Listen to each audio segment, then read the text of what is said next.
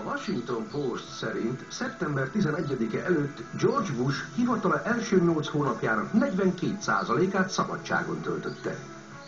Ha csak jót ütök, még azt mondják, hogy csak golfozom. Nem is csoda, hogy Mr. Bush-ra ráfért a pihenés. Elnöknek lenni ugyanis nagy munka.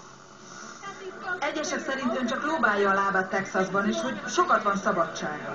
Ők nem tudják, hogy mit jelent a munkaszó. Sok mindent intézek, nem kell ahhoz Washingtonban lennem, hogy dolgozzak. Bámulatos dolgokra képes a telefon, a fax és a... Nagyon köszönöm. Jól mondom, Laura? Jól. Mit csinál a nap hátralévő részében? Derek Hughes átjön hozzánk, dolgozunk egy-két dolgon, és... átjön hozzánk, és dolgozunk néhány dolgon. Ügyön, új javaslatokon dolgozom, majd meglátják. Érti? Új döntéseket fogunk hozni, amíg itt tartózkodom, és majd időben bejelentjük őket. Amikor megismertem, Bush nyomban adott egy jó tanácsot.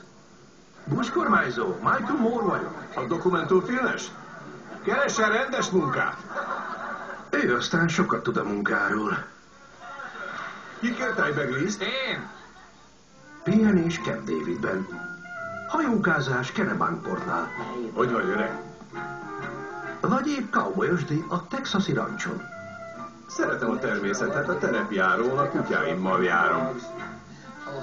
Az augusztust Bush a rancson töltötte, ahol az élet nem olyan bonyolult. A tatok imádják kiásni a rovarokat. És...